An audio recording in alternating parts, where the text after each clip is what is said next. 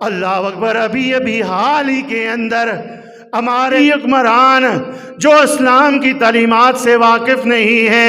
جو اس قرآن کی روشنی سے واقف نہیں ہے، اللہ کے نبی کی فرمودات سے واقف نہیں ہے، ٹرانسجنڈر جیسا بغیرتی کا قانون اور بل پاس کروا کر اللہ کے نبی کی امت کو زنا کے راستے پہ لگانے کے لیے اپنی دن رات کوشش کے اندر مصروف عمل ہے۔ اور یہ وہ قوم، یہ وہ عمل ہے، یہ وہ عمل ہے کہ جو بھی مرد جنس تبدیل کر کے کسی عورت کے ساتھ شادی کرنا چاہے گا وہ شادی کر لے گا، اپنی جنس تبدیل کروا اپنے آئی ڈی کارڈ کے اندر کسی مرد کے ساتھ مرد کے ساتھ شادی کرنا چاہے وہ کر سکے گا۔ اس قوم کو اس بات کا خیال نہیں کہ جب بندہ اللہ کی نافرمانیاں کرتا ہے، اللہ کی حدود کی تجاوز کرتا ہے، پھر میرے اللہ کا عذاب بھی نازل ہو جاتا ہے۔ یہ عذاب الہی کو دعوت دینے والی بات ہے۔ یہی گناہ جو ٹرانسجنڈر کی صورت میں اس قوم کے لیے یہ بل پاس کروایا گیا، یہی گناہ زنا کا گناہ، لواطت کا گناہ قوم لوط کے اندر، حضرت سیدنا لوط علیہ السلام کی قوم کے اندر بھی پایا جاتا تھا۔ اللہ کا قرآن کہتا ہے انکم لتأتون الرجال شہوۃ من دون النساء، بے شک تم اپنی عورتوں کو چھوڑ کر مردوں کی طرف شہوت کی غرض سے آتے ہو، مردوں کے ساتھ تم اپنی خواہشات نفسانی پوری کرتے ہو۔ حضرت لوط علیہ السلام کی قوم لواطت کی گناہ کے اندر مبتلا تھی، میرے اللہ کو پسند نہ تھا، میرے اللہ کی رحمت کو یہ بات گوارا نہ تھی۔ اللہ اکبر۔ میرے اللہ نے حضرت لوط علیہ السلام کی قوم پر کون سا عذاب نازل کیا؟ اس لواطت کی وجہ سے، اس زنا کی وجہ سے لوط علیہ السلام کی قوم پر اللہ نے پتھروں کی بارش نازل کی ہے، اللہ نے پتھر برسائے ہیں۔ اللہ اکبر۔ توجہ کرنا میرے بھائیوں، میرے دوستو، بخاری شریف کے اندر یہ حدیث پاک موجود ہے کہ میرے کریم مدنی آقا صلی اللہ تعالی علیہ وسلم سے حضرت عبداللہ بن عباس فرماتے ہیں کریم مدنی آقا نے لعن النبی المحنسین من الرجال والمترجلات من النساء وقال اخرجوہم من بیوتکم۔ میرے کریم مدنی آقا نے لعن النبی،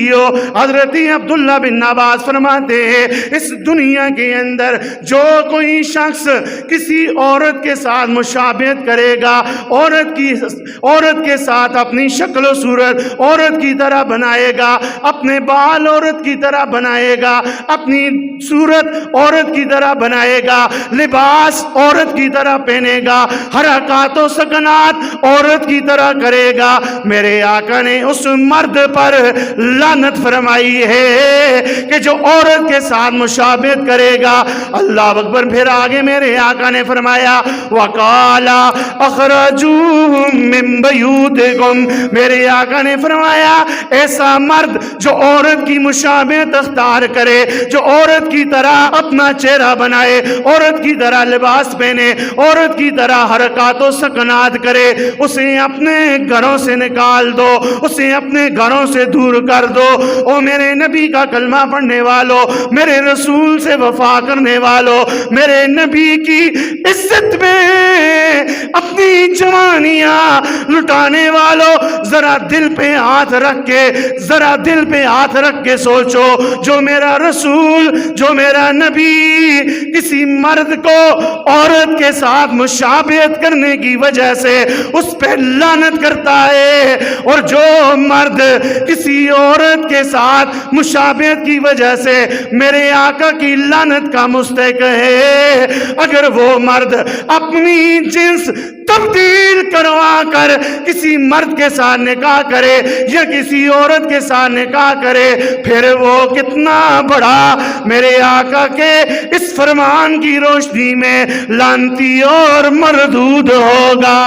کتنا بڑا لعین، کتنا بڑا مردود ہوگا کہ جو کسی مرد کے ساتھ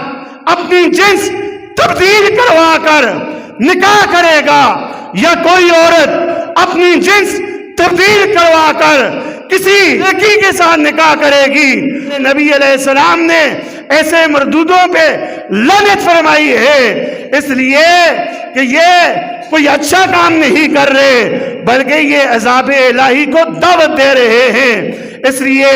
آج کے جمعے کے اجتماع سے ہم اپنے ان حکمرانوں کو اور اپنے ان تمام سرکردہ لوگوں کو یہ پیغام دے رہے ہیں کہ یاد رکھو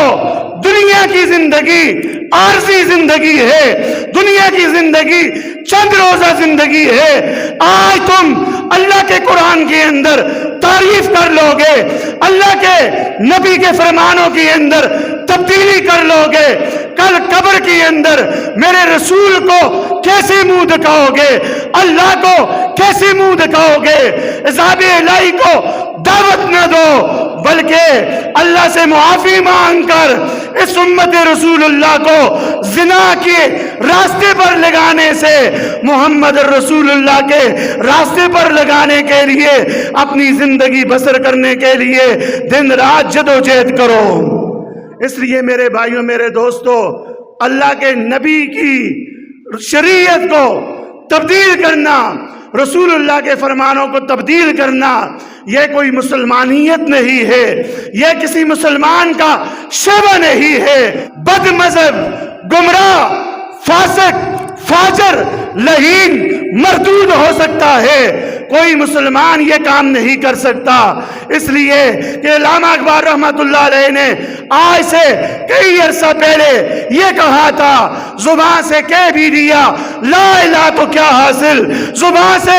کہہ بھی دیا لا الہ تو کیا حاصل، دل و نگاہ مسلمان ہی تو کچھ بھی نہیں۔